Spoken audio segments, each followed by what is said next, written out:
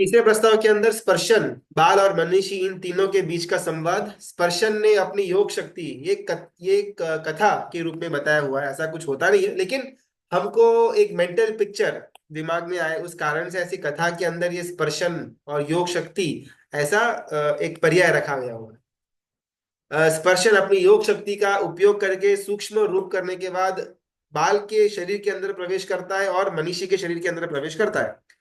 बाल कोमल कोमल स्पर्शों के पीछे भागना शुरू कर देता है और मनीषी संतुष्टि, संयम, संतोष के साथ बस स्पर्शन की जो हरकत थी उस हरकत को देखता है। थोड़ी देर बाद स्पर्शन दोनों के शरीर से बाहर आता है और बाल वॉज कंप्लीटली मेस्मराइज्ड कि ऐसा सुख, स्पर्शन का बॉडी के अंदर प्रवेश होने के बाद जो सुख की अनुभूति हुई, ऐसा सुख जीवन में कभी भी मुझे मिला नहीं है। ऐसा बाल का एक्सपीरियंस था। मनीषी ज्यादा इसमें उत्तेजना दिखाता नहीं है, बहुत मंद मंद रूप से उसकी प्रशंसा करके छोड़ देता है। और स्पर्शन को भी कहीं ना कहीं थोड़ा बहुत इंट्यूशन आ जाता है कि मनीषी चालाक है, वो उसकी भेद रीति को समझ चुका है। भागा भागा ये बाल अपनी माता अकुशल माला के पास जाता है और स्पर्शन के साथ हुआ ये घटना और उसके अंदर मिला सुख की अनुभूति को बहुत सुंदर रूप से बाल अपनी माता को समझाता है। और माता भी वहां पर प्रशंसा करती है और पूरा का पूरा जीवन स्पर्शन की मित्रता न छोड़ने का वादा ले लेती है। इस साइड मनीषी अपनी माता के पास जाता है रिपोर्टिंग करने के लिए।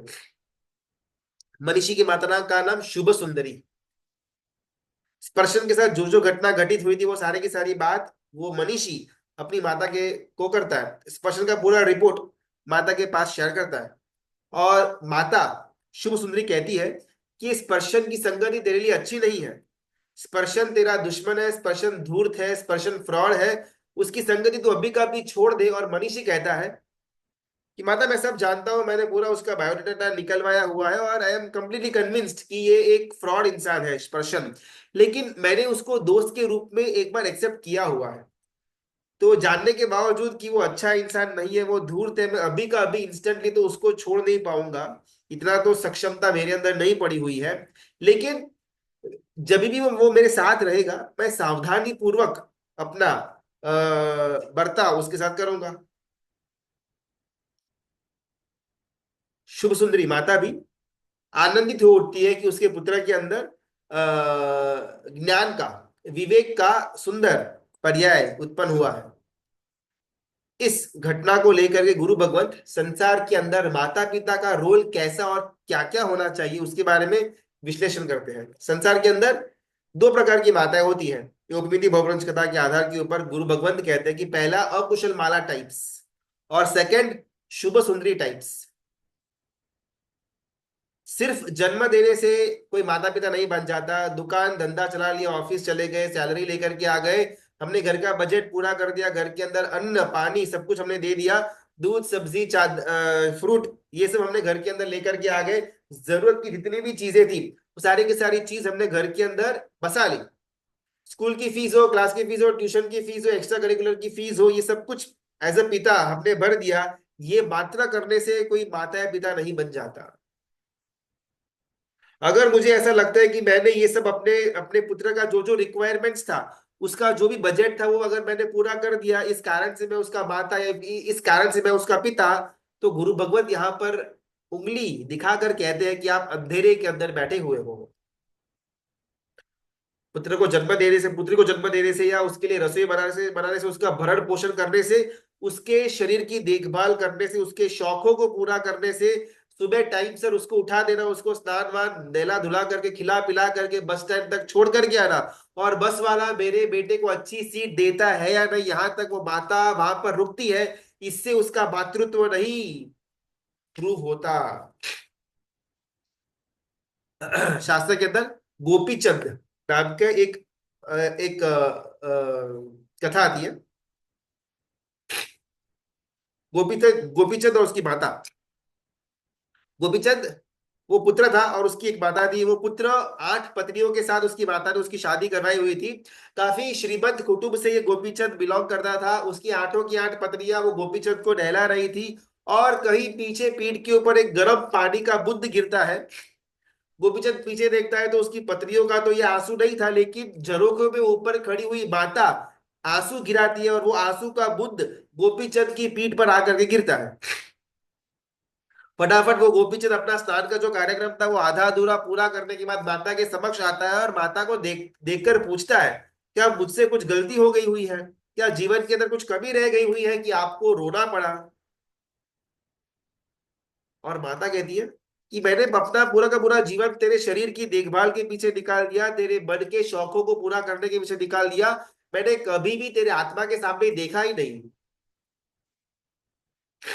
मैंने तुझे खाना खिलाया, तुझे पिलाया, मैंने तुझे मन की जितने भी इंटरेस्ट थे, तेरी हॉबीज थी, उसको मैंने पूरा किया। 8 8 कन्याओं के साथ मैंने तेरा विवाह किया और मुझे ऐसा लगता भी था कि मैंने मैंने मेरा मातृत्व सफल कर दिया, मैं सच्ची मां बन गई। लेकिन जब मुझे याद आया कि तेरा पिता जो पहलवानों का भी पहलवान था वो भी आज स्मशान के अंदर राख बन करके पड़ा हुआ है, तब मुझे फील होता है कि मैंने अपना मातृत्व अच्छी तरह निभाया नहीं। ये 8 पत्नियों के सुख के अंदर, ये महल के वैभव के अंदर, ये रंग रागिनियों के अंदर तेरा आयुष्य पूरा हो जाएगा तो दुर्गतियों की परंपरा के अंदर आगे जाएगा। और वो चिंता मुझे सता रही है जिस कारण से मेरे आंखों से आंसू का बूंद नीचे गिरा। गुरु भगवंत कहते हैं,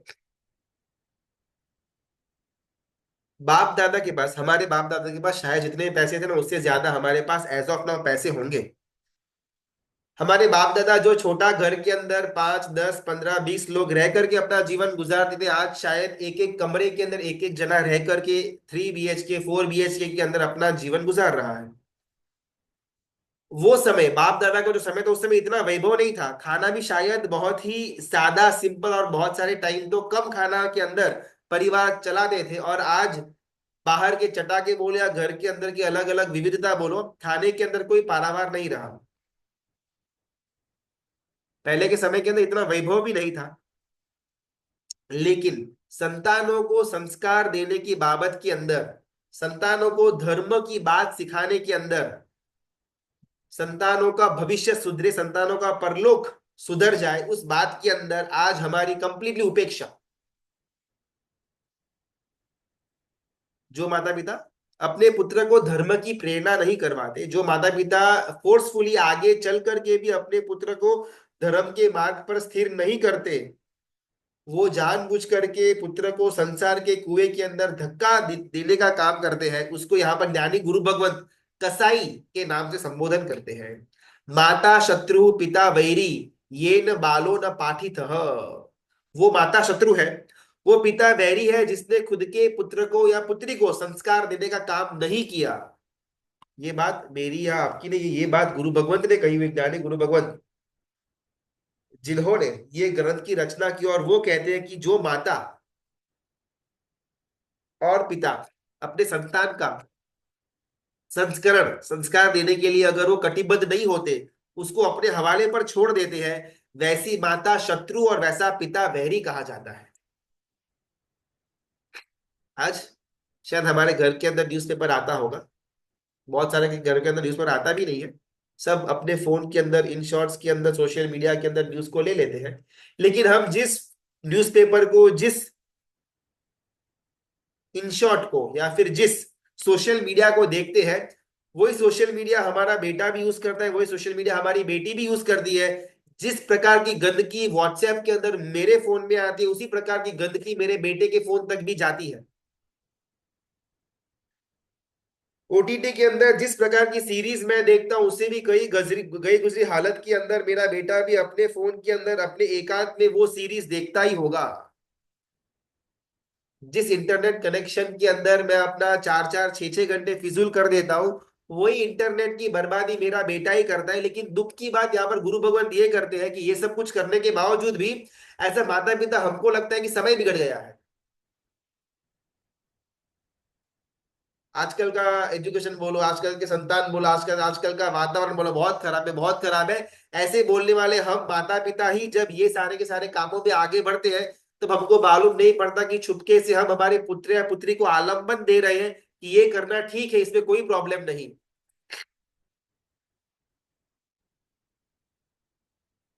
माता पिता किस प्रकार की होनी चाहिए, ये बहुत सुंदर टॉपिक गुरु भगवंत रुक्मिणी बहुप्रपंच कथा के माध्यम से समझाने जा रहे हैं। पिता संसार के अंदर मालूम नहीं कितना व्हाइट का ब्लैक किया, ब्लैक का व्हाइट किया, कितने सही गलत खोटे काम किए, कितना टेंशन पाला, कितना स्ट्रेस पाला, कितने हैया का उन्होंने होली किया हुआ है, कितने संकलेश भरे दिन वो पिता के गए हुए, इतने कषाय करने के बाद 50-60 साल जीवन के अंदर इस प्रकार गधा मजूरी करने के बाद भी अगर वो पिता को लगता है कि मेरा बेटा भी अपना पूरा का पूरा जीवन यही करे, वो पिता वैरी। आखिरकार एक भिखारी भी होता है ना, वो भिखारी कभी नहीं चाहेगा कि मेरा बेटा भी मेरी तरह कटोरी लेकर के मेरे साथ भीख मांगे। यहाँ पर गुरु भगवंत प्रश्न कर रहे हैं कि एज अ पिता इतना कुछ जीवन के अंदर गधा मजूरी करने के बाद भी क्या फिर भी यही चाहना रखते हैं हम कि मेरा पुत्र भी मेरी तरह यही काम करे। संतान को संसार के अंदर धक्का मारना, ये आज के माता पिता का काम, कर्तव्य या उसका लक्षण बन चुका हुआ है। और शास्त्र के अंदर जो दृष्टांत आते हैं उस उनके अंदर की जो माता पिता का जो मातृत्व और कर्तृत्व होता था, उसकी एक झांकी हमको दिखाते हैं। अर्निक की माता का प्रसंग गुरु भगवंत लेते हैं कि अर्निक की माता देखती है कि उसका पुत्र अर्निक दीक्षा छोड़ करके चला गया हुआ है। कुछ कारण से शायद मोह का उदय आया या फिर कहीं पर किसी के ऊपर राग चिपक गया। वो वो मुनि भगवंत जो पुत्र था, वो पुत्र ने दीक्षा छोड़ दी। पूरे फैमिली साथ में दीक्षा ली हुई थी, माता पिता और पुत्र, पुत्र उसमें छोटा था, 8-10 साल का था। तो पिता नॉर्मली एक एक संतान के लिए एक प्रेम भाव से दीक्षा के अंदर का जितना भी कामकाज होता था, शैया डालने का हो, गोची लेकर के आने का हो, पानी लेकर के आने का हो, वो सारा का सारा काम पिता कर देते थे। बेटा आराम से उसका स्वाध्याय, उसका उसका खेल मौज चल रहा था। लेकिन एक समय पिता का काल धर्म हो गया, बेटा अकेला हो गया पूरे ग्रुप के अंदर, अभी सब कुछ काम खुद को करना पड़ रहा है और उसको बहुत ज्यादा डिफिकल्टी लगती है और सोचते हैं कि ये दीक्षा मैं पाल नहीं सकूंगा। जब ये सब कुछ हो रहा था, तब इनकी संसारी माता थी जो साध्वी जी भगवान बन चुकी हुई थी, वो किसी और नगर में उनका विचरण चल रहा था। एकाएक ये बेटा ने अपने गुरु भगवान को बोल दिया कि अब हमसे ना हो पाएगा। ओघा देकर के वो निकल गए संसार के अंदर, शादी करके किसी कन्या के साथ उनके घर पर रहना शुरू कर दिया। और ये बात उनकी माता साध्वी जी भगवान को मालूम पड़ गई। अर्निक की माता, अर्निक की माता ने अपने गुरु भगवत के साथ आज्ञा लेकर के अकेला विचरण करना शुरू कर दिया। बहुत ही कठिन विहार करके लास्ट जिस गांव के अंदर से समाचार आया हुआ था पुत्र का, उस गांव तक पहुंच जाती है। और गांव की गलियों गलियों के अंदर पागलों की तरह वो माता साध्वी जी भगवत घूमती है, हर एक दरवाजे पर खटखटा करके, अर्निक बेटा अर्निक तू इधर है क्या। जब वो माता साध्वी जी भगवत ये करती थी, गली के शेरी के जो छोटे बच्चे जो खेल कूद कर रहे थे, वो इस साध्वी जी भगवत की हंसी मजाक उड़ाना शुरू कर देते हैं, इनके पीछे भाग दौड़ी करना शुरू कर देते हैं। कुत्ते भी इस साध्वी जी भगवत के पीछे लग जाते हैं। पागलपन की हद क्रॉस कर चुकी थी साध्वी जी भगवत, लेकिन फिर भी वो नगर पूरा हुआ तो अगला नगर, नगर टू नगर, इस साध्वी जी भगवत घूमते रहे। किसके लिए? अपने खुद का बेटा जो संसार के अंदर चला गया हुआ है उसको ढूंढने के लिए। ऐसे कई सारे दिन, कई सारे हफ्ते, कई सारे महीने निकलने के बाद कोई एक दिन, कोई एक नगर के अंदर वो माता घूम रही है, शेरियों के अंदर दरवाजा खटखटा करके पूछे कि बेटा अर्निक तू अंदर है क्या। और एक 4 मंजिला हवेली, चौथी मंजिली के अंदर वो अर्निक बैठा था, गैलरी के अंदर बैठा हुआ था। दूर से देखता है कि ये कोई साध्वी जी भगत दिख रहे हैं। थोड़ा ध्यान से देखा तो मालूम पड़ा कि अरे ये तो मेरी माता है। फटाफट 4 मंजिला नीचे भाग भाग करके आया, माता के पैर में गिर गया और बोला मुझे माफ कर दो कि मैं दीक्षा नहीं पाल पाया, मैं आपका नालायक दिख रहा, मैं आपको ये इन्फॉर्म करने तक नहीं आ पाया, बिकॉज मुझे शर्म आ रही थी कि आप मुझे क्या बोलती, किस प्रकार देखती। और वो जो माता तो थोड़े पागलपन के दौरे के अंदर चली गई हुई थी, थोड़ी सभान अवस्था में आती है, उसको एक ठंडक होती है कि एटलीस्ट चलो आखिरकार बेटा मिल तो गया। माता कुछ भी नहीं बोलती है। ये जो अर्निक है वही अपने खुद का जो दुख है, दर्द है, उसके संयम को छोड़ने का जो विचार है, वो विचार को डिटेलिंग ये पुत्र कर रहा है कि वहां पर बहुत दुख हो रहा था, मैं अपना ये काम नहीं कर पा रहा था, सब कुछ पिता महाराज करते थे, लेकिन उनके जाने के बाद संयम जीवन अंगीकार करना पालना मेरे लिए दुष्कर बन चुका हुआ था। मैंने बहुत ट्राई किया, मुझे मेरे मन के अंदर व्रत का भंग करने का बिल्कुल भी इच्छा नहीं थी, लेकिन और कोई ऑप्शन नहीं बचा मेरे पास। मैं शायद मर जाता अगर मैं वो व्रत के अंदर रहता। तो इस प्रकार का वाक्य वो अर्णिक पुत्र के मुख से निकलता है। वरम गिम्बी पवेशो वरम विशुद्धेन कम्बुणा वर्णम। अगर मैं वो विशुद्ध प्रकार का चारित्र जो वहां पर पाला जाता था ना, उसको अगर मैं पालता तो मैं मर जाता। ऐसा पुत्र, अर्णिक पुत्र अपनी माता साध्वी जी भगवत को कहते हैं। पुत्र कहता है आगे कि अग्नि में कूद जाना जाना अच्छा था, लेकिन वो सदाचार पूर्वक वो संयम जीवन में रहना मेरे लिए अति अति दुष्कर, इम्पॉसिबल। और माता साध्वी जी भगवत कहती है, माँ गहीय वय भंगो माँ जियम खलीय सीलस्स। लेकिन तूने व्रत लिया हुआ है पुत्र, तूने अपनी शील की स्खलना कैसे तो कर सकता है। दीर्घ काल तक संयम पालने के बाद जो मोक्ष का आस्वाद लेना था, उस संयम को तूने आधे अधूरे के अंदर छोड़ दिया। हित शिक्षा दे रही है माता। और अर्निक कि मैं जानता हूं व्रत का भंग तो नहीं करना चाहिए, लेकिन आप बोलो, अगर आपको मंजूर है तो व्रत लेकर के मैं अनशन करके अपना जीवन समाप्त कर दूंगा, लेकिन वो संयम जीवन मिलने अति दुष्कर है। और मई और वो माता हल्का सा स्मित देती है, तू संसार के अंदर पड़ा रहे इससे अच्छा तो दीक्षा अंगीकार करके अनशन व्रत स्वीकार करके तेरा ये जीवन खत्म कर दे, वो बेटर ऑप्शन है। ये हमारे शासन की माता जो ये इच्छती है कि मेरा बेटा यहाँ पर संसार के अंदर शादी करके अलग अलग रंग मौज में रहे, इससे अच्छा है कि वो संयम लेकर के दुष्कर चरित्र भले ना पाल सके, कम समय के अंदर अनशन को अंगीकार करके अपना ये जीवन अपना ये भव सदगति के तरफ लेकर के जाने वाला बने, तो वो बेटर ऑप्शन है। और पुत्र इसी बात को सार्थक करता है। पुत्र वापस भागा भाग अपने गुरु भगवत के पास जाता है, उनसे याचना करता है कि वापस मुझे आप दीक्षा दे दो, मुझे दीक्षा ग्रहण करनी है और दीक्षा लेकर के मुझे वापस अनशन की धारा में जाना है, मैं दीक्षा पाल तो नहीं पाऊंगा। गुरु भगवत ने भी मंजूरी दे दी, दीक्षित हो गए। दीक्षा लेकर तुरंत वो अर्निक मुनि भगवत एक बड़ी सी काल मीड नाम की शिला के ऊपर, यानी कि पर्वत की का एक फ्लैट भाग, उसके ऊपर जाकर के सो जाते हैं। अत्यंत गर्मी, वहां पर अगर नंगे पैर जाए तो पैर की चमड़ी छील जाए, वैसी गर्मी के अंदर ये अर्निक मुनि भगवान सेकेंड टाइम दीक्षा लेकर के वहां पर लेट गए। 1 2 3 घंटा हुआ, धीमे धीमे गर्मी बढ़ने लगी। एक एक करके साधु भगवत साध्वी जी भगवत पूरा का पूरा संघ वहां पर हाजिर हो गया, वो अर्निक की माता भी वहां पर हाजिर हो गई। संघ के हर एक श्रावक श्राविका साधु साध्वी जी भगवत की आंखों में आंसू बह रहे थे कि ये युवान वय के मुनि भगवत संसार से मन उठ गया, लेकिन संयम के अंदर मन को टिका नहीं सके, तो कितना दुष्कर बीच का मार्ग इन्होंने चुना हुआ है। धन्य है। माता सोच रही है कि मेरा बेटा संसार में जाए, दुर्गति में जाए, नरक के द्वार पर जाए, इससे तो अच्छा है कि वो संयम देकर के भले अनशन करता हो तो करे, लेकिन एटलीस्ट दुर्गति में तो नहीं जाएगा।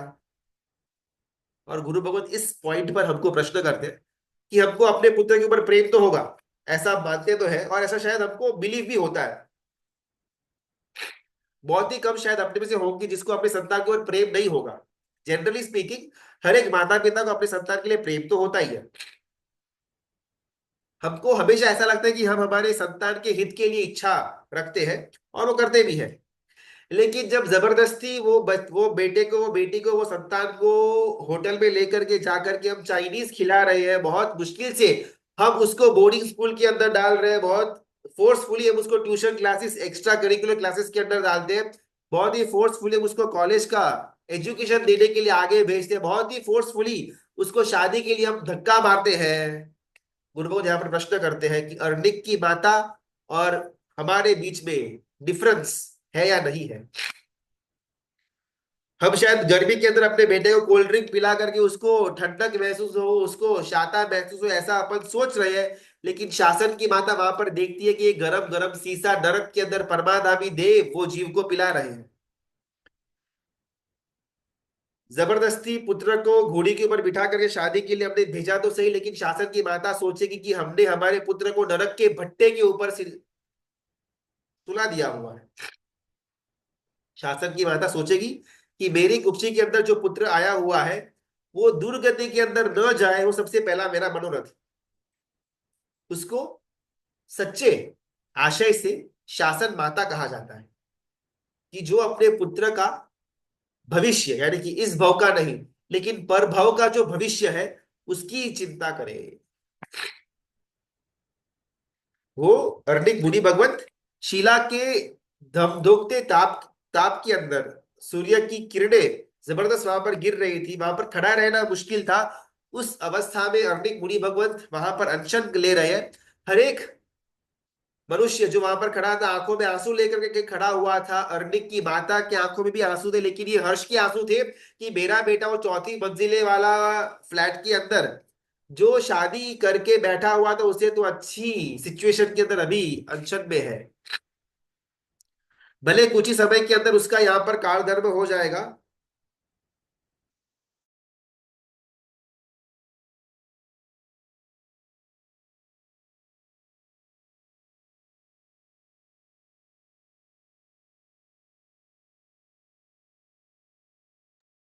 भले कुछ ही समय के अंदर उसका काल धर्म हो जाएगा, लेकिन एटलीस्ट उसकी दुर्गति तो नहीं होगी। ये हर्ष के आंसू अर्निक बूढ़ी की माता की आंखों में थे। 2 3 4 घंटे हुए, गर्मी जबरदस्त बढ़ती रही बढ़ती रही बढ़ती रही। धीमे धीमे धीमे वो जो स्किन थी अर्निक बूढ़ी भगवत की वो पत्थर को चिपकने लगी, और चिपकी ऐसी कि स्क्रीन के अंदर क्रैक्स हो गई। स्किन अपने आप निकल गई बॉडी से, सिर्फ मांस पड़ा है, खून पड़ा है, और अभी भी अंदर जीव है। लेकिन बहुत ही समता पूर्वक अर्निक बूढ़ी भगवत वहां पर स्वाध्याय के अंदर लीन है, और देखते ही देखते उनका वहां पर आयुष्य पूर्ण होता है। संघ की आंखों के अंदर अनुमोदना के आंसू थे, माता की आंखों के अंदर हर्ष के आंसू थे कि मैंने मेरे बेटे को दुर्गति से बचा लिया। अगर मैं वो नगरी के शेरियों के अंदर घूमती नहीं तो आज भी शायद मेरा पुत्र वो संसार के अंदर पड़ा हुआ होता। अच्छा हुआ कि मैंने प्रण ले लिया और मैं नगर के अंदर घूमी, मेरे बेटे को मैंने बचा लिया। भगवंत इस स्टेज पर रुक्मिणी के 2 प्रकार की माता की बात करते थे, एक अकुशल माला और एक शुभ सुंदरी माता। जिस माता की दृष्टि सिर्फ पुत्र के शरीर पर हो, पुत्र के मन पर हो, पुत्र के इहलोक की जरूरत के ऊपर ही हो, पुत्र को विषयों की जो झंखना है उसको पूरी करने पर हो, पुत्र के भौतिक सुखों को पूरी करने के पीछे हो, पुत्र को पैसे कमाने के पीछे हो, पुत्र को आराम मिले उसके पीछे हो, उस माता को अकुशल माला का टैग दिया गया हुआ है। जो माता अपने पुत्र को दुर्गति नहीं लेकिन दुर्गति की परंपरा चालू करवा दे, वैसी माता को अकुशल माला कहा गया हुआ है। जो अपने पुत्र के लिए कसाई का काम करे, सिर्फ यह भव नहीं लेकिन आने वाले भवो भव तक कसाई का काम करे, वैसी माता को अकुशल माता कहा गया हुआ है। सिद्धेश्वरी गणि गुरु भगवत कहना चाहते हैं कि आप सेल्फ एग्जामिनेशन करो कि प्रामाणिकता से मैं कौन सी माता कहलाने पर, मैं कौन सा पिता कहलाने के लायक हूं, या शुभ सुंदरी के टाइप का, या अकुशल माला के टाइप का, या उसके बीच की रेंज का। शुभ सुंदरी यानी कि वो माता जो अपने संतान के आत्महित के बारे में सोचे, कल्याण के बारे में सोचे, उसका परलोक सुधारने के बारे में तत्पर हो, उसके जीवन के अंदर धर्म का पुष्टि करवाए, संसार में फिसलते हुए अपने पुत्र को हाथ थामे और वापिस धर्म के मार्ग पर लेकर के आए। उसका सिर्फ भौतिक सुख नहीं लेकिन आध्यात्मिक सुख की भी चिंता करे, वैसी माता को शुभ सुंदरी का टैग दिया गया हुआ है। और ये जो 2 एक्सट्रीम है, अकुशल माला और शुभ सुंदरी, इनके बीच का एक रेंज समझाने के लिए गुरु भगवंत ने यही 2 प्रकार की माताओं को 4 प्रकार के अंदर विभाजित किया हुआ है। सबसे पहला विभाजन, सबसे पहले टाइप ऑफ माता, इस तत्व का स्वाध्याय करते वक्त ना किसी और को मन में लेकर के न आते हुए कि वो किस प्रकार अपने संतान का भरण पोषण कर रही है या कर रहा है, उसको साइड में रख करके मैं किस प्रकार की माता या फिर मैं किस प्रकार का पिता हूं उसका चिंतन करना आवश्यक है। पहले प्रकार की माता कहते हैं स्वार्थमय माता। ये अकुशल माला और शुभ सुंदरी के बीच का जो रेंज है वो रेंज को कवर करने का पहला स्टेप स्वार्थमय माता। वो माता जिसको सिर्फ अपना स्वार्थ ही दिखे, पुत्र का इहलोक का हित तक न दिखे, पुत्र का शरीर न दिखे, पुत्र का मन न दिखे, पुत्र का भविष्य की कोई भी चिंता न हो, पुत्र का वर्तमान की चिंता न हो, बस मेरा स्वार्थ पूरा होना चाहिए, दैट्स इट। ये जिसके मन में भावना हो वैसी माता को स्वार्थमय माता का टैग शास्त्रकार गुरु भगवान देते हैं। ग्रंथों के अंदर चूलनी माता का दृष्टांत आता है। जो ब्रह्मदत्त चक्रवर्ती की माता थी। कथा बहुत लंबी है, अपन पूरी कथा के अंदर नहीं जाएंगे, लेकिन संक्षिप्त में अपन समझते हैं कि स्वार्थमय माता किसे कहा जाता है। कल किसी और दृष्टांत के अंदर हमने ब्रह्मदत्त चक्रवर्ती का एक एक आयाम देखा हुआ था, जिसके अंदर कोई चित्र मुनि नाम के उसके पूर्व भव के भाई जो थे, वो इस भव के अंदर वापस मुनि भगवंत बने हुए हैं। और वो ब्रह्मदत्त चक्रवर्ती को प्रतिबोध करने का प्रयत्न करते हैं, लेकिन ब्रह्मदत्त चक्रवर्ती समझने को रेडी नहीं। संसार के अंदर ही रहते हुए आज के समय के अंदर भी सातवीं नरक में उनका जीव दुख को सहन कर रहा है। वैसे ब्रह्मदत्त चक्रवर्ती की माता की बात हो रही है। माता का नाम चुल्ली माता। ये ब्रह्मदत्त चक्रवर्ती का जो हमने कल छोटा सा दृष्टांत देखा हुआ था, कि जिसके अंदर उनके मन के अंदर धर्म बोलो, वैराग्य बोलो, संयम बोलो, कोई विचार भी नहीं था, विचार ही नहीं था। जाति स्मरण ज्ञान होने के बावजूद भी, पिछले 4 6 8 भव का खुद का संयम जीवन देखने के बाद भी, मन के अंदर दीक्षा तो बहुत दूर की बात, श्रावकत्व प्रगटाने का भी कोई भाव नहीं। उसके मूल में कहीं ना कहीं माता का ये पर्याय आया हुआ है। संतान माता पिता का प्रतिबिंब होते हैं। जिस प्रकार का माता पिता घर के अंदर का वर्तन बिहेवियर करते हैं, उसी प्रकार का वर्तन बिहेवियर और विचारधारा पुत्र या पुत्री की बन जाती है। और जब उनके मन के अंदर धर्म बिल्कुल भी स्थान नहीं प्राप्त कर पाता, 20 25 30 साल के बनने के बाद, फिर ऐसे माता पिता अपने को लगता है कि पूरी की पूरी जनरेशन ही बिगड़ी हुई है। लेकिन मूल में कहीं ना कहीं माता या पिता की जो बेदरकारी हो चुकी हुई थी स्टार्टिंग के, घड़े को घड़ने के टाइम जो मिस्टेक हो चुकी हुई थी, घड़ा पकड़ने के बाद वो मिस्टेक दूर नहीं हो सकती है। वो ब्रह्मदत्त चक्रवर्ती की माता का नाम था चूलनी माता। कोई कोई कारण से उनके जो पिता थे ब्रह्मदत्त चक्रवर्ती के, उनका मृत्यु हो जाता है। राजाशाही परिवार था, तो पिता के 4 बेस्ट फ्रेंड्स थे। वो चारों बेस्ट फ्रेंड ने नक्की किया कि अभी यहाँ पर तो कोई राजा है नहीं, तो अपन बारी बारी से 6 6 महीने यहाँ पर आएंगे, राजा की तरह यहाँ पर रहेंगे, पूरा नगर का अपन देख देख संभाल करेंगे, और जब ये छोटा ब्रह्मदत्त बड़ा हो जाएगा, तब इसको पूरा का पूरा राज्य दे देंगे।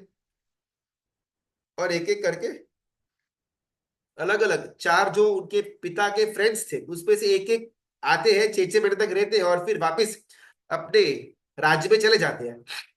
माता चुल्ली और बेटा ब्रह्मदत्त काफी छोटी उम्र थी, वो उधर के उधर ही रहते हैं। उसमें से किसी एक पिता के फ्रेंड के साथ ये चुल्ली माता को प्रेम हो जाता है, राग हो जाता है, मोह आ जाता है, और उसके साथ वासना जागृत हो जाती है। न करने का कार्य, दुष्कार्य, वो माता चुल्ली माता उसके पति का, गुजर गए जो पति, उसका फ्रेंड, उसके साथ दुष्कर्म आचरण करती है। ये चुल्ली माता खुद का शौक पूरा करने के लिए, खुद का फ्री टाइम, खुद का एक एक एक आराम का पर्याय प्राप्त करने के लिए, जब माता अपने 2 3 4 5 6 साल के बेटे के हाथ में फोन दे देती है, उस माता को, इंडिविजुअल अगर मैं हूं तो उस पिता को, ये दृश्य आंखों के सामने लेकर के आने जैसा है। खुद के वासना के अंदर, विचारों के अंदर, इच्छाओं के अंदर, मौत शौक के अंदर इतना आगे बढ़ जाते हैं कि चाहे संतान का जो होना वो होने दो, लेकिन अभी मेरे को 2 घंटा थोड़ा मेंटल पीस चाहिए। चाहे वो यूट्यूब के अंदर उसको फोन दे दिया, 2 4 घंटा टाइम पास करता रहेगा, मेरे को शांति। ऐसी माता को यहाँ पर स्वार्थमय माता का टैग दिया गया हुआ है। खुद के मौत शौक, खुद के आकर्षण, खुद का विषय, खुद का कषाय, खुद की इच्छाएं, खुद का आसक्ति, उसको पूरा करने के लिए संतान का चाहे जो हो वो हो, I don't take any tension, वो वाला जो स्थिति होता है, वैसी माता को यहाँ पर स्वार्थमय माता कहा गया हुआ है। अरे शायद आज के जमाने के अंदर ये जो ब्रह्मदत्त चक्रवर्ती की बात हो रही है वैसा ना हो, लेकिन आशय सेम टू सेम। चुलनी माता का भी आशय ये था कि मैं अपने रंग राग के अंदर, काम वासनाओं के अंदर, अपनी इच्छाओं को पूरा करने के अंदर मग्न रहूं। और आज की माता भी अगर अलग अलग अपने इच्छाओं को पूरा करने के लिए अपने संतानों के संस्कार का बलिदान देती हो, तो वो माता को चुल्ली माता, स्वार्थमय माता का टैग दिया जाता है। यहाँ पर हमको किसी और को नहीं देना है, खुद मैं चुल्ली माता या फिर चुल्ली पिता हूं या नहीं, अपने को वो देखना है। प्रबंधक चक्रवर्ती एक बार ये अपनी माता चुल्ली माता को कॉम्प्रोमाइजिंग सिचुएशन के अंदर वो अपने पापा के फ्रेंड के साथ पकड़ लेते हैं। माता को एकदम भय, अरे बाप रे, ये अगर किधर जाकर के बोल देगा, पूरे नगर के अंदर थू थू हो जाएगी, जो भी बचा कुचा हमारा लाज शर्म है, नाम है, वो नाम भी मिट्टी में मिल जाएगा तुरंत। मन में एक प्लान कर दिया कि रातों रात बेटे को साफ कर दे। कौन? चुल्ली माता। उसने खुद ने अपनी कुक्षी से वो पुत्र को जन्म दिया हुआ है, लेकिन अपनी काम वासनाओं को पूरा करने के लिए अपने बेटे की आहुति को देने तक वो रेडी हो जाती है, स्वार्थ में माता। पढ़ाने के लिए बेटे को अमेरिका भेजा, वहां पर डिग्री लेकर के वहीं पर जॉब करके सेटल हो चुका हुआ है, और हफ्ते 2 हफ्ते महीने 2 महीने में एक आधा बार बड़ा चेक आ जाता है, और माता पिता यहाँ पर गर्व से बोलते हैं कि मेरा बेटा अमेरिका के अंदर जॉब कर रहा है। वैसे माता पिता को स्वार्थमय माता पिता कहा गया हुआ है।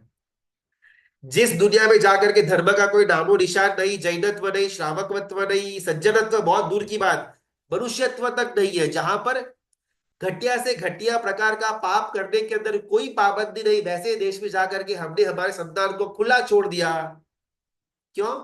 हम यहाँ पर अपने पड़ोसी को बोल पाए कि भाई मेरा बेटा ऑस्ट्रेलिया के अंदर है, वहां से कमाई करके यहाँ पर घर चलाता है, और इसमें माता पिता को गर्व महसूस होता है। दुख की बात यह है,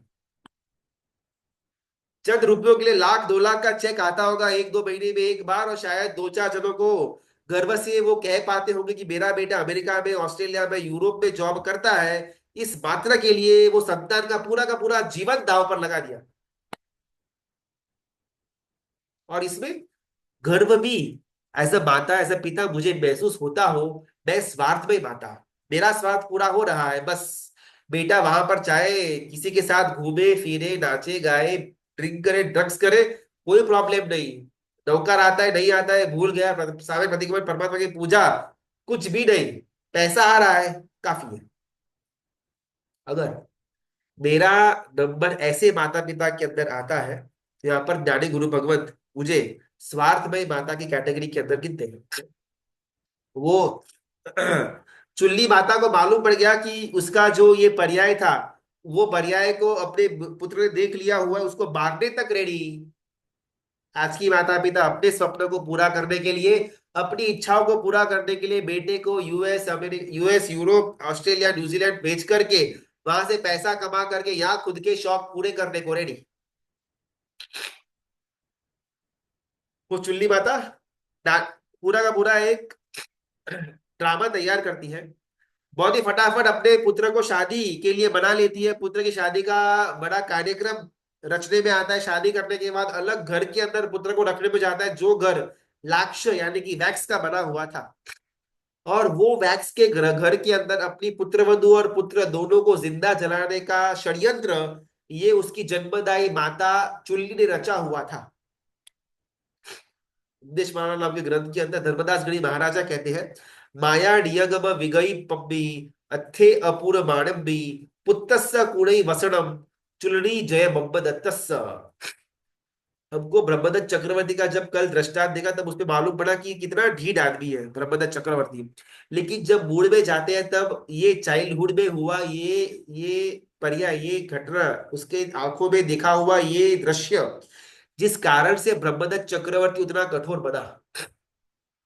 यस, उसके पूर्व भव का कर्मों का भी उदय था, पूर्व भव के संस्कारों का भी उदय था, लेकिन इस भव के अंदर माता के द्वारा किया गया ये दुष्कृत्य, वो ब्रह्मदत्त चक्रवर्ती के लिए पाप की परंपरा, दुर्गति की परंपरा की शुरुआत कर देती है। मेरी इच्छा पूरी हो, उसके लिए संतान का चाहे प्रभव बिगड़े तो बिगड़े, नो प्रॉब्लम, लेकिन मेरी इच्छा पूरी होनी चाहिए। इसको स्वार्थ में माता कहा जाता है। अमर कुमार की माता थी, जो पैसे के लिए, जो अपने कुछ शौक पूरा करने के लिए राजा का जो ढिंढोरा वहां पर पिटाने में आता है कि कोई 32 लक्षणा अगर कोई पुत्र हो, कोई पुरुष हो, अगर उसको देने में आएगा, तो राजा उसके माता पिता, उसके भाई बहन को 1 लाख सोना मोहर देगी। और वो अमर कुमार की माता भागी भागी अपने 8 10 12 साल के पुत्र को राजा का वो जो सैनिक था उसको सौंप देती कि आप लेकर के जाओ और मुझे 1 लाख सोना मोहर ला करके दो। वो सैनिक लेकर के जाते हैं, पूरा चेकिंग करता है कि ये से 32 लक्षणा ही पुत्र है। राजा उसको वापस उसके घर लेकर के आते, साथ में 1 लाख सोना मोहर भी है। माता 1 लाख सोना मोहर और सामने बेटा, दो ऑप्शन थे। माता सोना मोहर को चूज करती है। वहां पर अमर कुमार चिल्लाता है कि तू कैसी माता है, ये लोग मुझे जिंदा जला डालेंगे, मार डालेंगे, तेरे बेटे को यहाँ पर मृत्यु दे देगी, और तू पैसा चुनती है। और वो माता, अमर कुमार की माता, ये सब कुछ नजरअंदाज करते हुए वो 1 लाख सोना मोहर जो था उसको गिनना वहां पर शुरू कर देती है। रात में माता। अकबर और बिरबल जंगल के अंदर घूमने निकले हुए थे। घुड़सवारी करते करते करते किसी जंगल के एक वृक्ष के ऊपर आकर के उनकी नजर टिक जाती है। वहां पर बैठे हुए थे, वृक्ष की छाव के अंदर बैठे थे। और वृक्ष बहुत घटादार घनादार था। वो वृक्ष के ऊपर डालियों के ऊपर एक बंदरिया छलांग लगा रही थी। एकदम नॉर्मल दृश्य। और वो बंदरिया का जो नीचे का वो जो पेट का भाग था उस पे एक छोटा सा बंदर चिपक करके लटका हुआ था।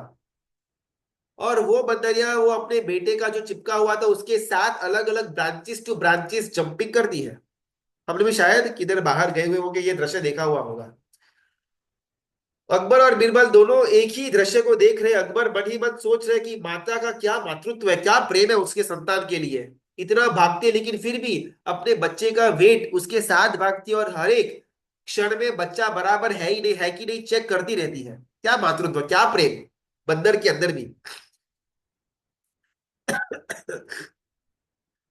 अकबर वहां पर प्रशंसा करते हैं बीरबल के सामने कि देखा, जानवरों के अंदर भी मातृत्व का जो माता का प्रेम है ना, इम्पॉसिबल बॉस, चांस ही नहीं है। क्या सुंदर। बीरबल वहां पर हंस देता है और ज्यादा इसके अंदर इंटरेस्ट दिखाता नहीं है। अकबर को मन में आता है कि इसके अंदर बुद्धि बहुत ज्यादा है, इसके लिए संवेदना से शुष्क हो चुका है ये इंसान। बीरबल एकदम पत्थर बन चुका हुआ है। बहुत ज्ञान है, बहुत ज्ञान है उसके अंदर, इस कारण से वो भावना संवेदना से कोसों दूर चला गया हुआ है। बीरबल को ख्याल आ गया कि अकबर राजा के मन में क्या विचार भाग रहे हैं। अगले ही दिन वापिस वो लोग वहां पर वो जंगल का जो शहर का था काम पूरा करके राजमहल के अंदर आ गए। अगले दिन वापिस राजा अकबर और बीरबल सैर करने के लिए निकलते और इस बार स्विमिंग पूल जो उनके राजमहल के आंगन में था वहां पर जा करके बैठते हैं। बीरबल ने पूरा प्लानिंग किया हुआ था। एक ताली बजाते हैं सैनिक, बंदरिया और उसका बेटा बंदर को लेकर के आते हैं। और राजा अकबर को मालूम पड़ा कि ये तो वही बंदर था जिसको उन्होंने कल देखा हुआ था। बिकॉज जिस प्रकार से उसका बच्चा उसको चिपक करके बैठा हुआ था, मालूम पड़ गया कि ये कल वाला ही बंदर और उसकी माता की जोड़ी है। स्विमिंग पूल के अंदर पानी बहुत कम था। उस पानी के अंदर माता और उसके बेटे दोनों को डालने में आ जाता है और दोनों जन अच्छी तरह से पानी में खेलते हैं कूदते हैं। बहुत ही प्रेम पूर्वक माता अपने बेटे को नहलाती है। बिरबल वापस ताली बजाता है, धीमे धीमे करके वो स्विमिंग पूल का पानी बढ़ाने में आता है। दोनों और तैर करके मजा लूटते हैं स्विमिंग पूल का। अकबर भी देखता है कि धीमे धीमे पानी गहरा होता चला। अभी वो जो छोटा बंदर था उसके अंदर कैपेसिटी थी नहीं कि वो इस पानी के हाइट को क्रॉस कर पाए, तैर पाए, मुंह ऊपर रख पाए। माता बहुत प्रयत्न करती है, बेटे को एकदम हाथ में ले लेती है, ऊपर ऊपर ऊपर मुंह रखती है ताकि उसका बेटा सांस ले पाए। और यहाँ पर पानी धीमे धीमे करके एडिंग चालू है। अकबर मलक रहे, देखा माता माता होती है, ऐसी हालत में भी माँ को कितनी चिंता है, बेटे को ऊपर रखा हुआ है। बिरबल मुस्कुराते कि रुकिए रुकिए रुकिए, आपको सब अच्छा, मैं यहाँ पर एक ड्रामा दिखाऊंगा। पानी चालू है, धीमे धीमे धीमे लेवल बढ़ रहा है। वो माता जो बंदरिया है वो अपने बेटे को ऊपर ऊपर ऊपर ऊपर रखती है रखती है रखती है। फिर माता का भी एक लिमिट आ गया। अभी इससे ज्यादा माता वो अपने बेटे को ऊपर रख नहीं पाएगी। बेटे को छोड़ दिया तो बेटा मरने ही वाला है। माता ने वहां पर डिसीजन लिया, बेटे को नीचे फेंका, बेटे के सिर के ऊपर पैर रख करके वो माता बाहर आ गई। तुरंत ही वो बिरबल ने एक्शन किया, पानी बंद करवाने में आया, स्विमिंग पूल खाली करवाने में आया। वो बंदर का बच्चा जो मरा नहीं था उसको वापस निकाल करके माता को दे दिया। दोनों जन भाग करके जंगल में चले गए। अभी बिरबल ने राजा के सामने देखा,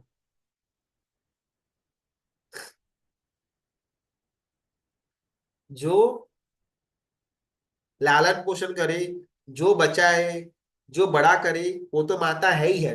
लेकिन जब खुद के ऊपर कोई प्रॉब्लम आता हो उस समय बच्चे की आहुति दे दे, उसको स्वार्थमय माता ही कहा जाएगा।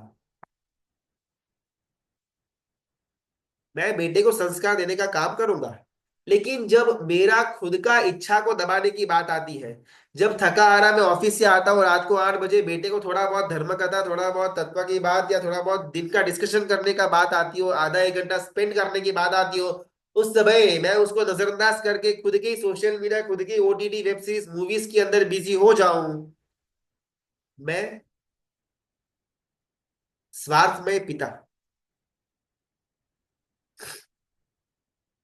पुत्र के भोग के ऊपर पुत्र को आहुति देकर के भी खुद को बचाना, खुद की इच्छाओं को बरकरार रखना, खुद की मस्ती के अंदर रहना, ऐसे माता पिता को स्वार्थमय माता पिता कहा गया हुआ है।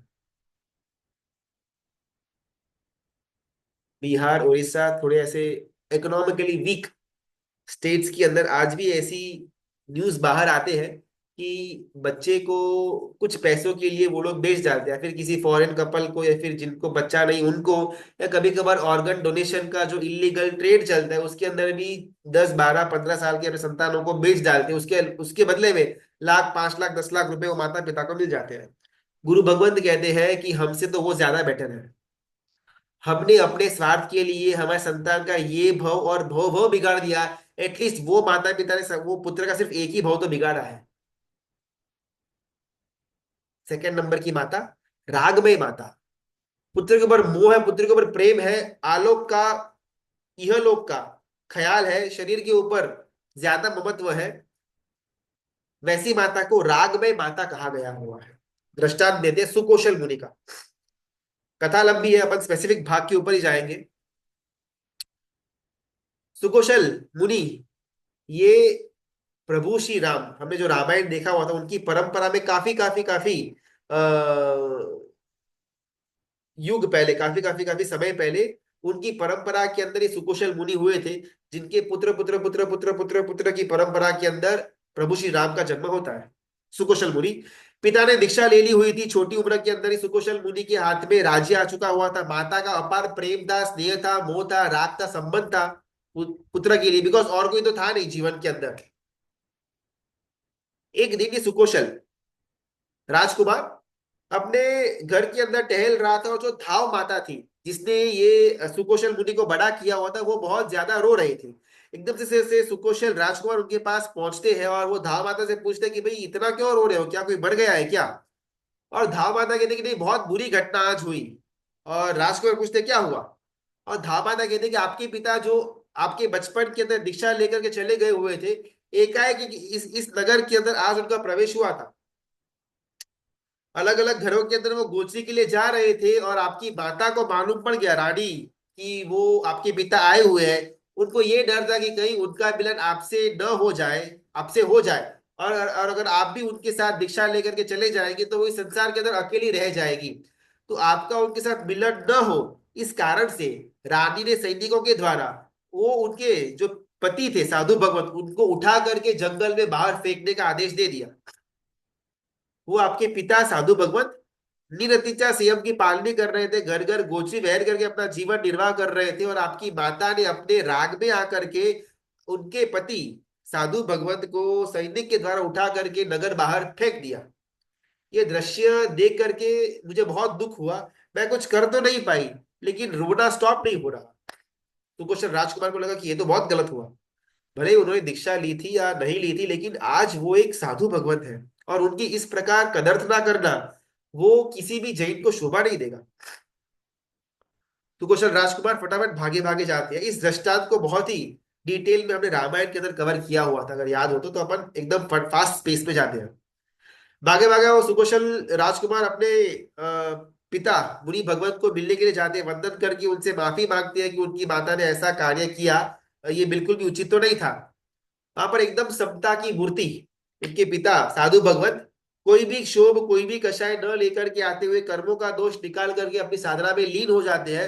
सुकौशल राजकुमार को एकदम अट्रैक्ट हुआ ये गुण, उनका ये पॉइंट।